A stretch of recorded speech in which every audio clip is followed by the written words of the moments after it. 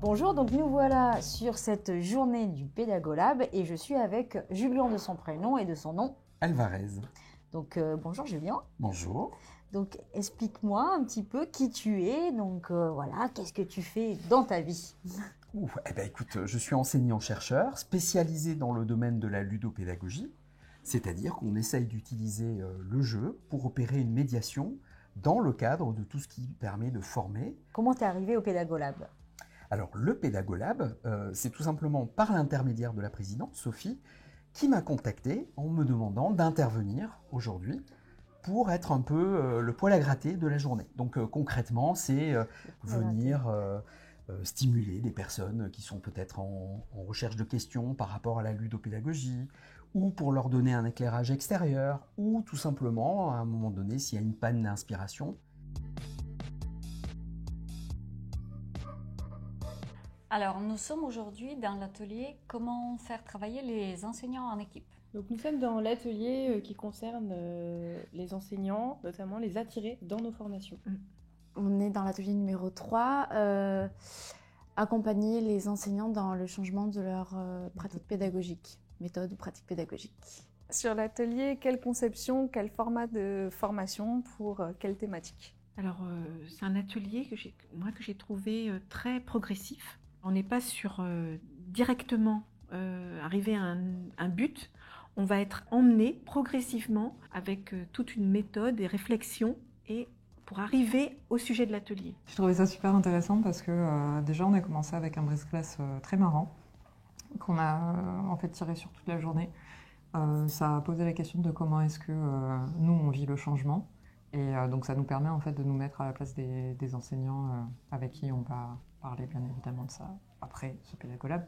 Et on a aussi pas mal travaillé en groupe, donc ça permet de confronter les expériences de chacune et de chacun. Et donc de se poser la question en fait, nous ensemble avec toutes nos connaissances, comment est-ce qu'on amène les enseignants qu'on connaît ou qu'on connaîtra à changer leur méthode.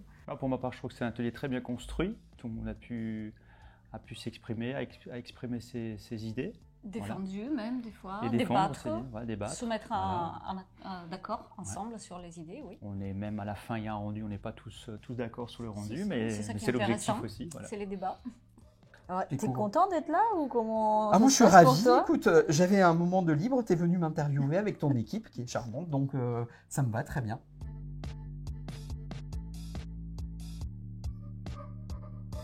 On est vraiment dans le travail là, on est vraiment dans le peaufinage, on a les mains dans le cambouis. Ouais, les échanges sont intéressants et je pense qu'on s'est tous impliqués en fait, assez rapidement, de façon assez étonnante en fait, et donc c'est plutôt positif. Du coup, concrètement, notre brise-glace et notre fil sur la journée, c'était une chorégraphie, voilà, avec quelques pas et qu'on fait régulièrement au niveau des pauses. Et après, moi j'ai bien aimé le déroulé du fait qu'on a commencé par poser le négatif, donc qu'est-ce qui ne fonctionne pas pour que les enseignants changent leur pratique pédagogique. Comme ça on a commencé par le négatif qu'on l'a posé et ensuite on est parti au positif, donc qu'est-ce qu'on peut faire pour faire changer les pratiques des enseignants.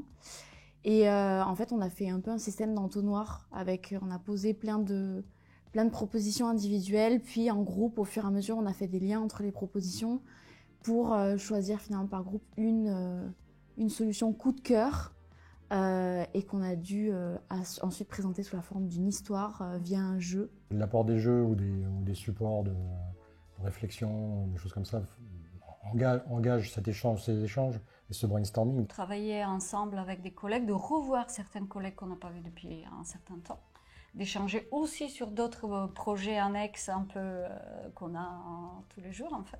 De voir qu'on n'en est peut-être pas tous au même niveau par rapport à ce qu'on a déjà pu mettre en place dans nos universités. Certains d'entre nous ont peut-être déjà mis en place des choses que certains n'ont pas encore expérimentées. Donc parfois, nous, on est peut-être parfois un peu plus dubitatifs sur le résultat, mais justement l'échange permet un petit peu d'enrichir ce qu'on a déjà mis en place. L'idée, c'est pas de trouver la solution toute faite, mais de réfléchir à des contextes, de réfléchir à d'autres modalités, de réfléchir à des éléments qui pourraient donner un éventail de solutions.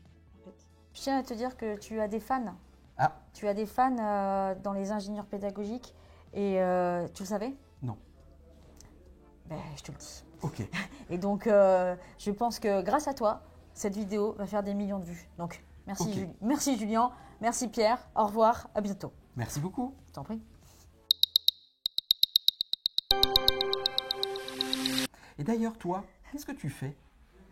Non, mais là, on n'inverse pas la situation, là, Julien. Quand même. Écoute, moi, ça m'aurait intéressé, Pierre, que tu me racontes la chose. Merci, merci, merci Pierre. Merci Pierre.